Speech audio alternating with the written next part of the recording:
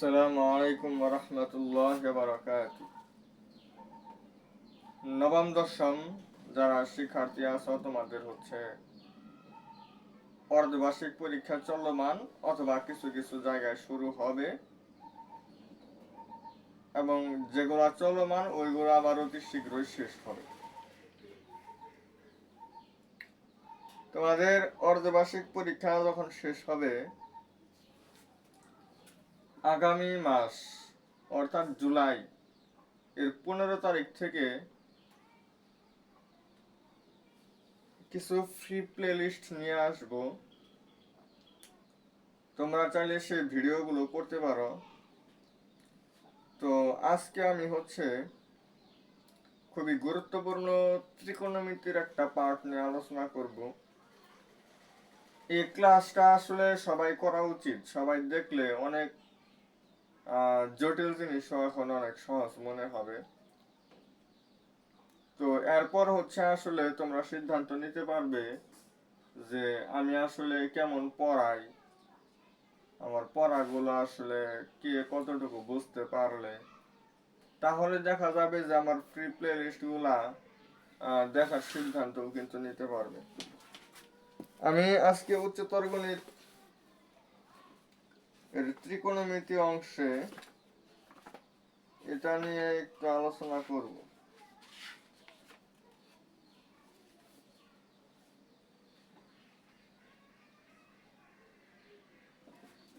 তো আমি শুরুতে যে কথাটা বলি,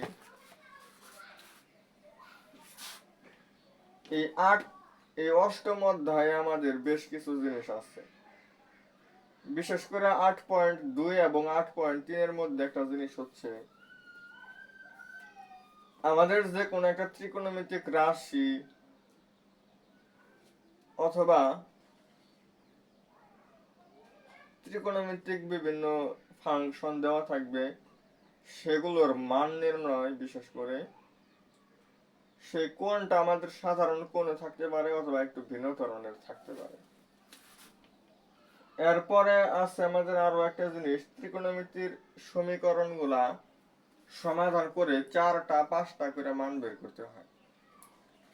সো এই জিনিসগুলো একটু ধরে ধরে আলোচনা এর আগেও করছি। যারা 27 ব্যাচ, তোমরা চাইলে এই ভিডিও এই শুরু থেকে শেষ পর্যন্ত দেখলে, কারণ এর আগে যে আমি পড়াইছি আর পরেও কেন আবার নিয়ে আসলাম, কারণ এই কিছুদিন যাবৎ কয়েকটা ভিডিও মানে সবাই আর কি বলতেছো যে লেখাগুলো একটু স্পষ্ট বোঝা যায়। এর আগে কিন্তু আসলে লেখাগুলো স্পষ্ট বোঝা যায় নাই, লেখাগুলো ভালো দেখা যায় নাই, যার কারণে আমি আসলে ক্লাসগুলো নিলেও আসলে হয়তো ওই সময়ে জিনিসগুলো স্পষ্ট বুঝাইতে পারতাম না। তো এ কারণে মূলত নিয়ে আসলাম। আর আমি যে জিনিসটা আলোচনা করব এটা জানার জন্য আমাদের অবশ্যই শুরুতে একটা জিনিস জানতে হবে, সেটা আমাদের যে বিভিন্ন কোণ, ত্রিকোণমিতিক কোণ রেঞ্জ -ইনফিনিটি থেকে +ইনফিনিটি, অর্থাৎ যে কোনো প্রকার একটা কোণ নিয়ে আমরা কি করতে পারি, ত্রিকোণমিতিক কোণ হিসেবে নিতে পারি। সেই কোণ আমাদের হয়তো প্রথম চতুর্ভাগে অবস্থিত থাকবে, না হয় দ্বিতীয়, না হয় তৃতীয়, না হয় চতুর্থ। এই 4টা চতুর্ভাগ যে আমাদের আছে, এটা আমাদের প্রথম চতুর্ভাগ, এটা আমাদের দ্বিতীয় চতুর্ভাগ, এটা আমাদের তৃতীয় চতুর্ভাগ, এটা চতুর্থ চতুর্ভাগ।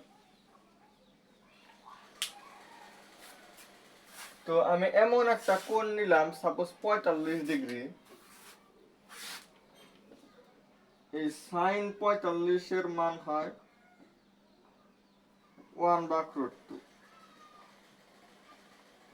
cos 45 এরকম ভাবে দেখেন, tan 45 মানে 1।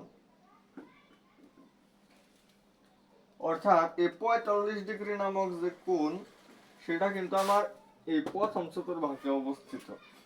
এবং এই চতুর্ভাগের এই কোণটার জন্য যদি আমি sine cos tan cosec sec cot অর্থাৎ আমি যেটাই নেই না কেন সেটার মানই কিন্তু ফাইনালি আমাদের পজিটিভ মান আসে। এই কারণে আমরা বলি প্রথম চতুর্ভাগে আমার অল পজিটিভ, অর্থাৎ প্রথম চতুর্ভাগের যে কোনো একটা কোণ 45 না হয়ে 395 নিলাম। এটা আপনারা বের করবেন এটা কত নাম্বার চতুর্ভাগে। এটা কিন্তু আমাদের প্রথম চতুর্ভাগে হওয়ার কথা। 360 70 80 90 95 70 80 90 35, তার মানে এতটুকু আসার পরে আরো এখানে 35 ডিগ্রি। এটা মূলত 35 ডিগ্রিকে মিন করে এবং এটা এক নাম্বার চতুর্ভাগে অবস্থিত। তো এই কোণের জন্য যদি আমরা সাইন কোসেক কস সেক ট্যান কট যাই নেই না কেন সেটাই কিন্তু আমাদের ধনাত্মক মান আসবে। আপনারা ক্যালকুলেটরে ইনপুট দিলেই কিন্তু আইসা যায়। যেমন আমি সাইন 395 যদি দেই,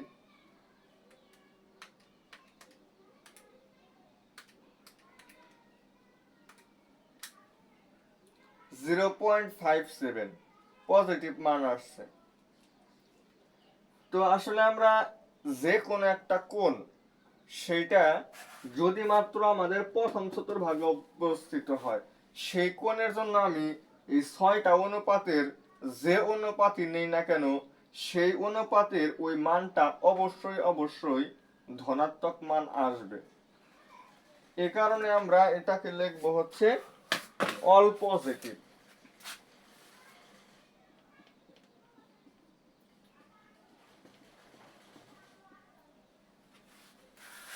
এবার আসেন দ্বিতীয় চতুর্ভাগ।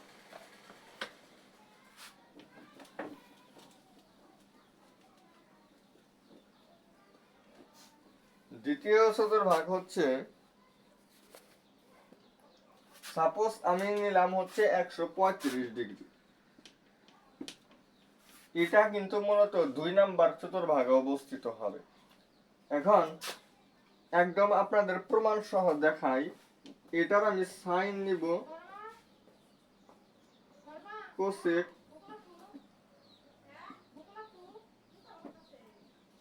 কসেক, এখানে লেখে হচ্ছে ট্যান কট।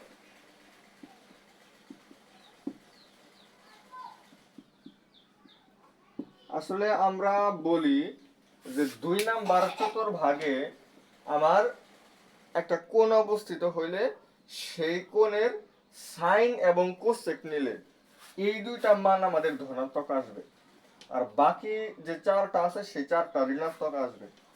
দেখেন আমি যদি সাইন 135 বসাই, সাইন 135 আমাদের আসে এটা √2/2, মানে আমরা যেটাকে আসলে 1/√2 বলি।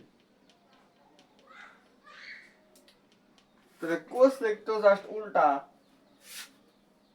তাহলে এটাও কিন্তু আমাদের এটা √2 হবে। আর যদি আমি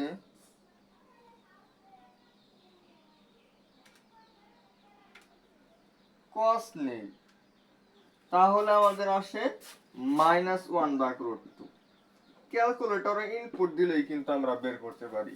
এখানে আসতেছে আমার -1/√2, কারণ এই 135 ডিগ্রি এটা হচ্ছে আমাদের 2 নাম্বার চতুর্ভাগে অবস্থিত। ওইটার যখন আমি কস নিচ্ছি এই মানটা কিন্তু আমার নেগেটিভ আসছে, অর্থাৎ আমার 2 নাম্বার চতুর্ভাগের জন্য সাইন আর কোসেক হচ্ছে ধনাত্মক। কস কিন্তু আমরা পাই নাই, কস যেহেতু পাই নাই এটা তো আমাদের -√2 হবে। আর tan 135 কত হয়? tan 135 -1, এটাও -1। দেখেন এই মানগুলা কিন্তু ঋণাত্মক আসছে। এখন এই 2 নাম্বার চতুর্ভাগে এই কোণটা অবস্থিত হওয়ায় আমরা বলতেই পারি সাইন এবং কোসেক এর হচ্ছে আমাদের 2 নাম্বার চতুর্ভাগে পজিটিভ আর বাকি 4টা হবে নেগেটিভ।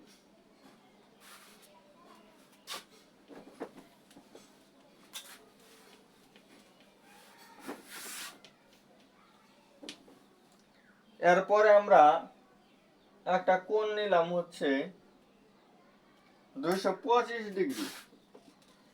225 এটার যখন আমি সাইন নিব, কোসেক নিব, কস, সেক,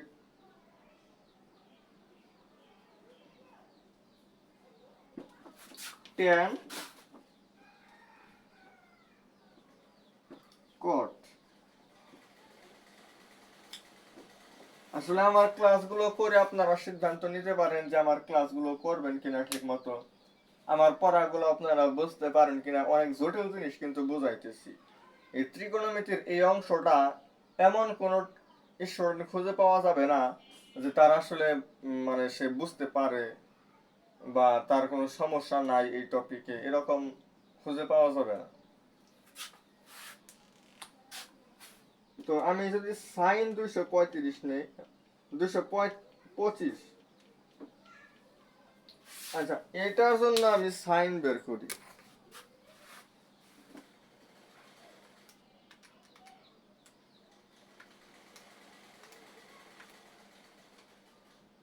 আগামী 15 অথবা 16 জুন, 16 জুলাই আমি ফ্রি প্লে লিস্ট শুরু করব।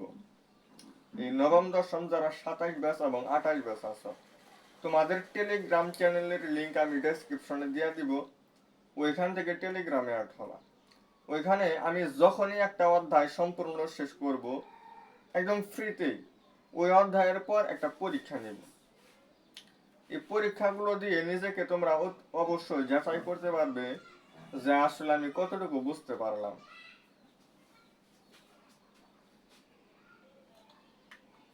এবং সাপ্তাহিক পরীক্ষা এগুলো দিলে, এবং পরীক্ষার আগ দিয়ে যদি আমি হচ্ছে এরকম পরীক্ষা নেই, মডেল টেস্ট পরীক্ষা নেই, এগুলো কিন্তু আসলে সবার উপকারী হবে।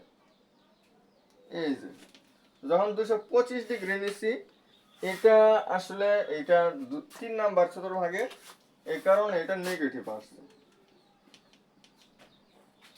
তাহলে বুঝতে পারলাম এই সাইন যেহেতু নেগেটিভ, তাহলে কোসেক ও নেগেটিভ হবে। আবার যদি কস নেই,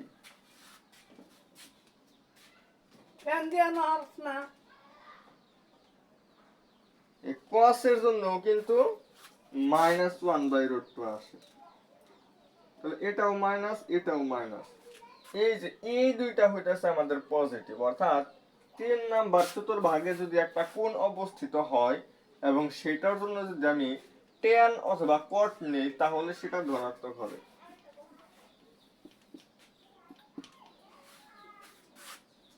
আর এই যে 4 নাম্বার চতুর্ভাগে যদি কোনো একটা কোণ অবস্থিত হয় এবং সেটার জন্য আমি কস অথবা সেক নেই, তাহলে সেটা ধনাত্মক হবে। আর কস এবং সেক বাদ দিয়ে বাকি 4টায় যে এখানে নেবেন, দেখবেন যে ঋণাত্মক আসছে। তো এই জিনিসটা আমাদের মনে রাখতে হবে যে কোন চতুর্ভাগের কোণের জন্য কোন অনুপাতের মান পজিটিভ হয়, কোন অনুপাতের মান নেগেটিভ হয়, এই জিনিসটা আমাদের মনে রাখতে হবে। এবার আসেন আমাদের ডিগ্রি এবং রেডিয়ানের মধ্যে একটা সম্পর্ক আসছিল, এই জিনিসটা আপনাদেরকে আমি একটু বুঝাবো। এটাও খুবই ইম্পর্টেন্ট। আমি বললাম এক্স ডিগ্রি, এটা মানে হয়ে যাচ্ছে এক্স পাই বাই 180। আমরা জেনারেল ম্যাথে কিছু জিনিস কিন্তু আমরা শিখছি। সাইন 0 ডিগ্রির মান শিখছি, 30 ডিগ্রি, 45 ডিগ্রি, 60 ডিগ্রি, 90 ডিগ্রি।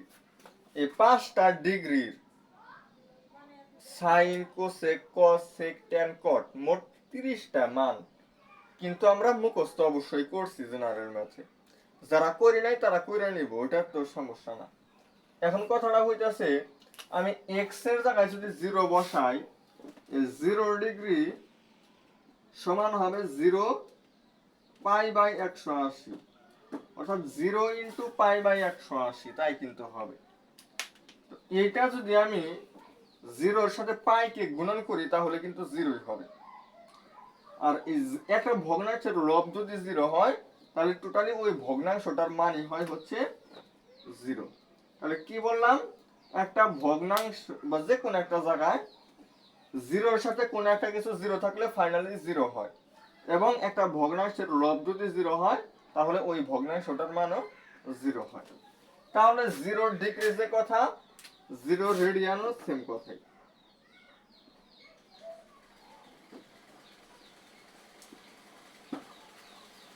এবার আসেন আমাদের 30 ডিগ্রি।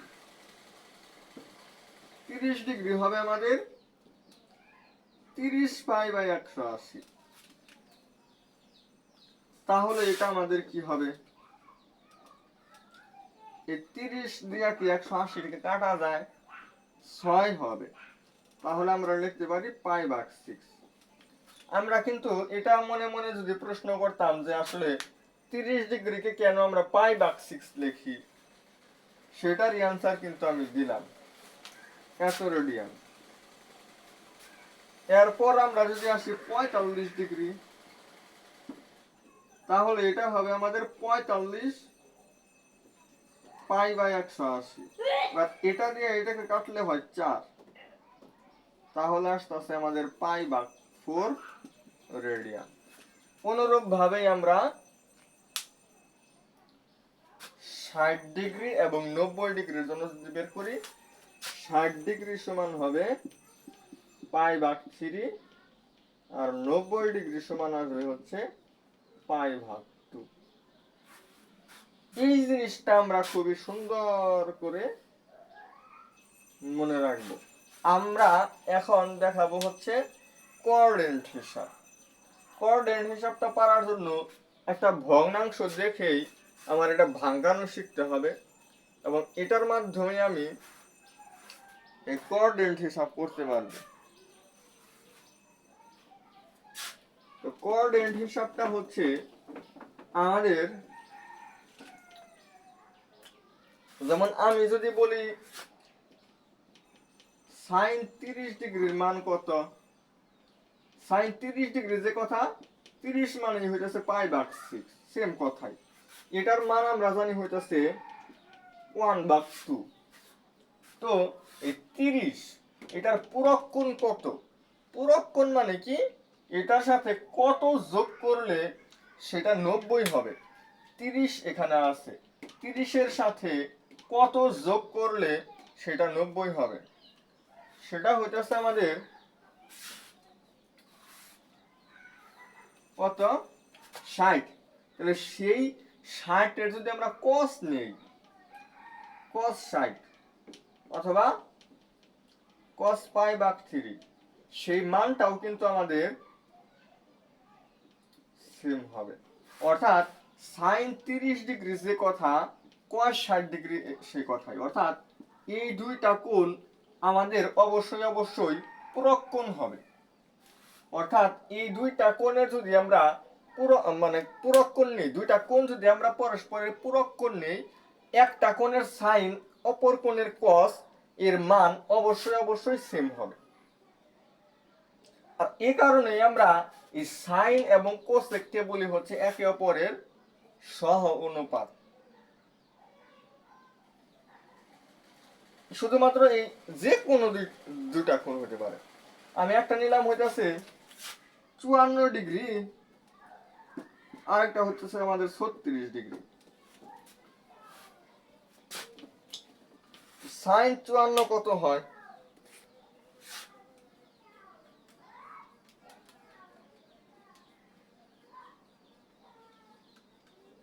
দশমিকে একটা মান আসছে 0.8090, সাইন 54 0.8090 এরকম আসে। অপর কোণের আমি কস নিলাম, এটা আপনারা ক্যালকুলেটরে ইনপুট দিয়েও কিন্তু পাবেন। সাইন কস 36, এটার মানও কিন্তু আমাদের 0.8090 হয়েছে। দুইটা পূরক কোণ নিয়ে একটার সাইন অপরটার কস নিলে সেই মান দুইটা সমান হয়। এ কারণে আমরা বলি হচ্ছে সাইন এবং কস একে অপরের সহগুণক বা সহ অনুপাত। সহ অনুপাত এই জিনিসটা আমি মনে রাখবো। তাহলে সাইন এটার সহ অনুপাত হচ্ছে কস, কস এর সহ অনুপাত হচ্ছে সাইন। অনুরূপ ভাবে আমাদের কোসেক এবং সেক এই দুইটাও আমাদের পরস্পরের সহ অনুপাত হবে। ট্যান এবং কট এই দুইটাও আমাদের সহ অনুপাত হবে। তো এতক্ষণ পর্যন্ত যে জিনিসটা বুঝাইলাম, এইটুকু থেকে আমরা খুবই গুরুত্বপূর্ণ এবং বারবার পরীক্ষায় আসা একটা প্রশ্ন সমাধান করব। এবং এরপর হচ্ছে আমি আরো একটা ক্লাস নেব, মোট 2টা ক্লাসের মাধ্যমে এই ত্রিকোণমিতির যত সমস্যা আছে সকল সমস্যা দূর করে দেব। এটা হচ্ছে আমাদের 1 নাম্বার ক্লাস। আরো একটা ক্লাস নেব। আজকে এখন যে ম্যাথটা করাবো বলছে tan থিটার মান দেওয়া আছে 5/12।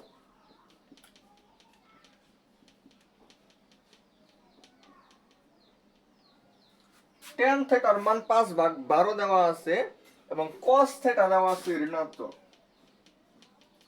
cos থিটার মান যাই আসুক আমাদের সেই মানটা অবশ্যই ঋণাত্মক হবে।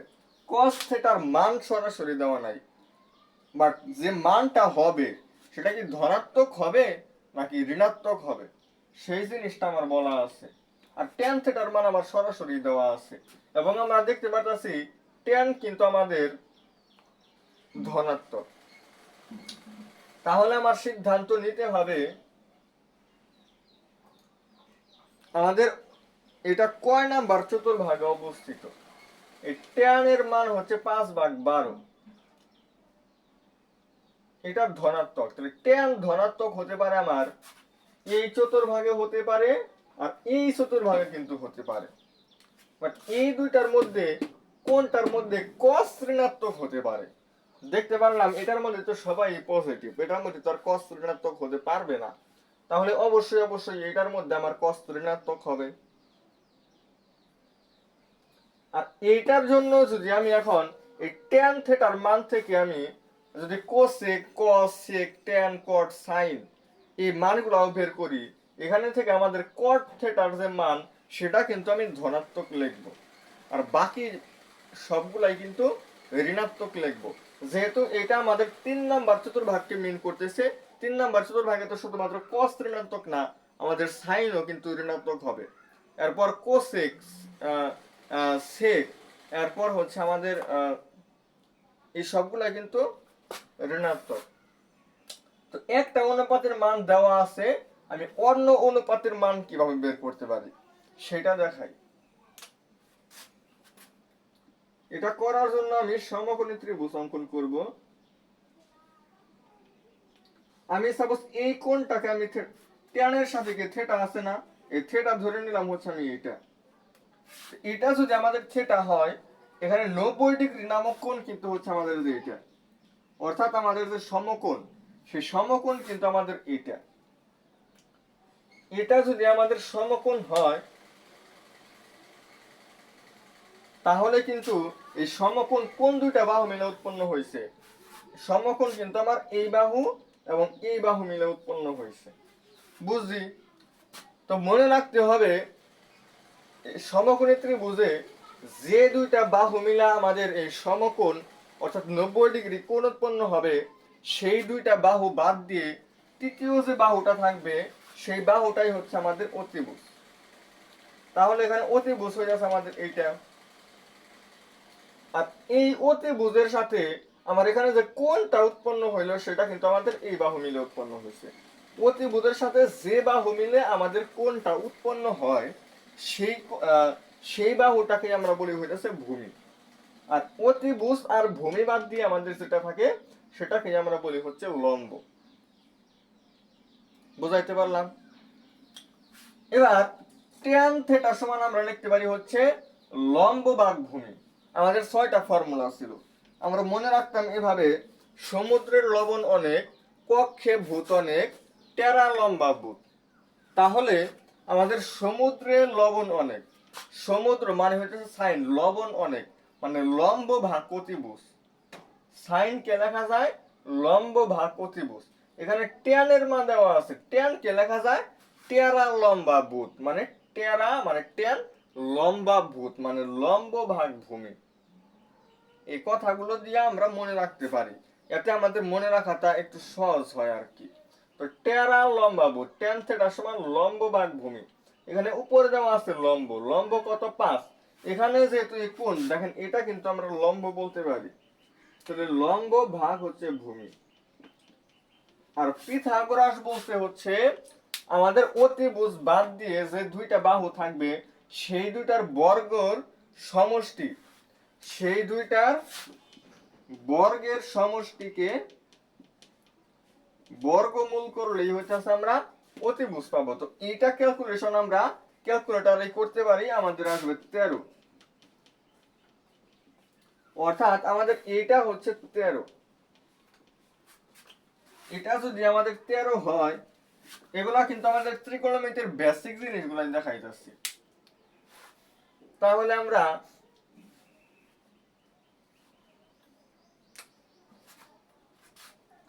সাইন থিটা যদি নেই, সাইন থিটা সমুদ্রের লবণ অনেক মানে লম্ব ভাগ অতিভুজ। লম্ব এটা, ভাগ হচ্ছে এটা, মানে 5/13। আর এটা তো আমাদের 3 নাম্বার চতুর্ভাগের কথাটা মিন করতেছে, এটা তো আর ভুলে গেলে হবে না। তো 3 নাম্বার চতুর্ভাগের জন্য এই সাইন থিটার মান কিন্তু আমাদের নেগেটিভ হয়। তাহলে এখানে কিন্তু আমার সেই নেগেটিভ সাইনটা দিয়ে দিতে হবে। যদি আমরা এখানে নেগেটিভ সাইনটা না দেই তাহলে কিন্তু জিনিসটা ভুল হয়ে যাবে। আর এটা যদি আমাদের -5/13 হয়, cos একটু জাস্ট উল্টা, 13 যাবে উপরে, 5 আসবে নিচে, আর এটার আগে একটা মাইনাস দিয়ে দিব। আবার cos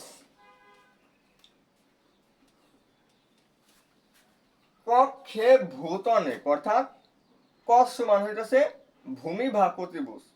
তাহলে ভূমি কত? ভূমি হচ্ছে আমাদের এটা, ভাগ হচ্ছে অতিভুজ, মানে 12/13।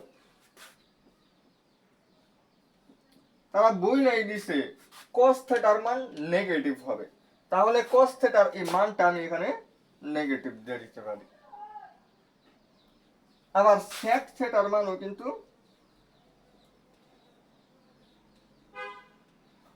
নেগেটিভ, তাহলে -13/12। তাহলে আমরা অন্যান্য সকল অনুপাত, এখানে যেহেতু tan এর মান দেওয়া আছে, cot থিটা কিন্তু আমাদের শুধু উল্টাইলেই হবে, 12/5।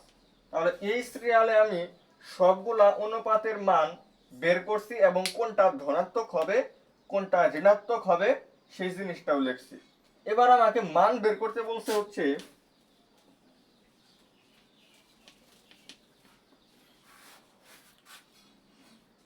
sin theta plus cos minus theta, আর নিচে হচ্ছে sec minus theta tan theta.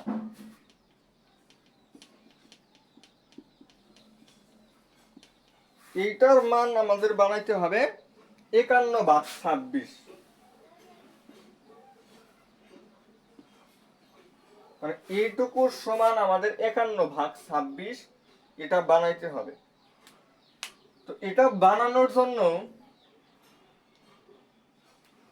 আমরা এখানে যে কাজটা করতে পারি, cos মাইনাস থিটা যে কথা, এই মাইনাস এই ঋণাত্মক কোণের জন্য কিন্তু এই দিকে আসবে, আর থিটা হইতেছে এখানে সূক্ষ্ম কোণ। সূক্ষ্মকোণ যদি হয় তাহলে এটা চতুর্ভাগে থাকবে। তো cos মাইনাস থিটার মান কিন্তু এই 4 নাম্বার চতুর্ভাগের জন্য এতটুকু যদি আমি থিটা কল্পনা করি তাহলে এটা আমাদের হয় ধনাত্মক, অর্থাৎ শুধুমাত্র cos থিটা হবে। sin theta plus cos theta লিখতে পারি, এখানে sec মাইনাস থিটা মানে আমরা sec থিটা লিখতে পারি, প্লাস হচ্ছে tan থিটা। এবার এই যে আমি মানগুলো বের করছি এখান থেকে যে মানগুলো এখানে দরকার সেই মানগুলো এখানে দিয়ে দিব। প্রথমে আসেন সাইন। সাইন মানে -5/13 যোগ হচ্ছে cos থিটা। cos মানে হচ্ছে -12/13।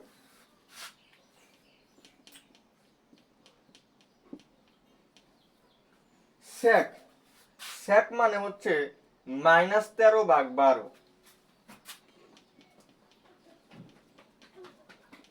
আর tan মানে হচ্ছে 5/12। এবার এটা জাস্ট হচ্ছে সরল করে দিলেই হবে।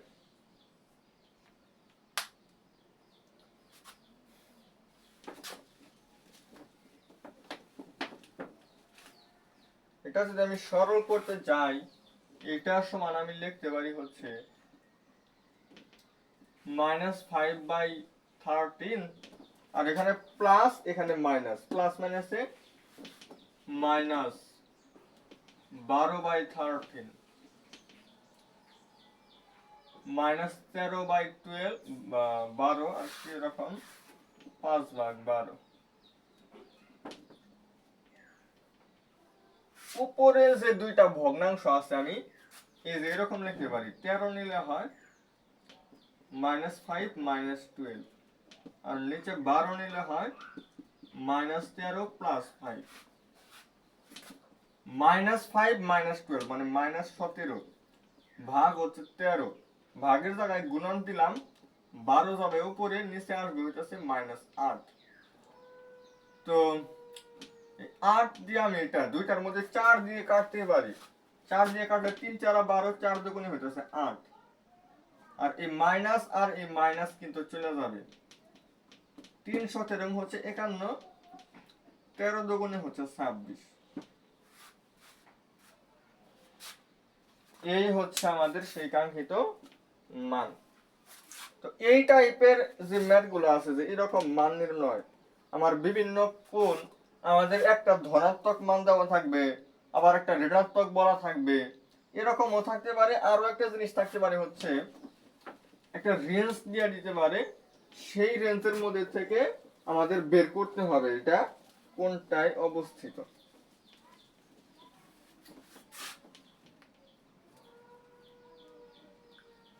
সেটা হচ্ছে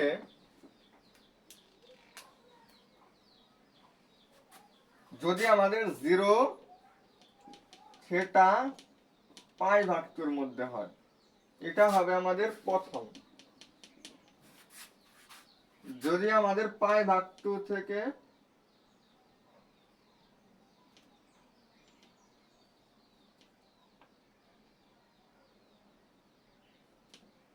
থিটা পাই এটার মধ্যে হলে হবে দ্বিতীয়।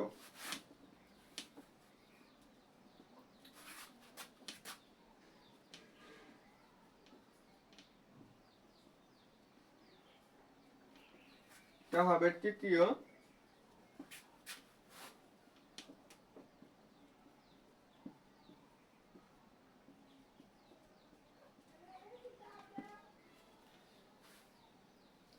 আমাদের ওই রকম বর্ণনা না দিয়ে এরকমও কিন্তু দেওয়া থাকতে পারে। তো এই চারটা জিনিস আমরা মুখস্থ রাখবো।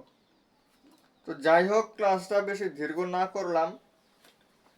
ত্রিকোণমিতির এই বেসিক ক্লাস এবং আজকে যে ম্যাথসটা বোঝাইছি এটা কয়জনের আসলে সমস্যা ছিল এবং এর মধ্যে কতজন আসলে এই ক্লাসটা করে আজকে যতটুকু বোঝাইছি এতটুকু কয়জন বুঝতে পারছেন আমাকে অবশ্যই কমেন্ট করে জানাবেন। আমি এই অধ্যায়ের উপর আরো কিছু ক্লাস নিয়ে আসব এবং আরো অ্যাডভান্স মানে 8.3 অংশে যা আছে ওইগুলা সহ সবকিছু আলোচনা করে দিব। তো সে পর্যন্ত সবাই ভালো থাকবেন। আসসালামু আলাইকুম ওয়া রাহমাতুল্লাহি ওয়া বারাকাতুহু।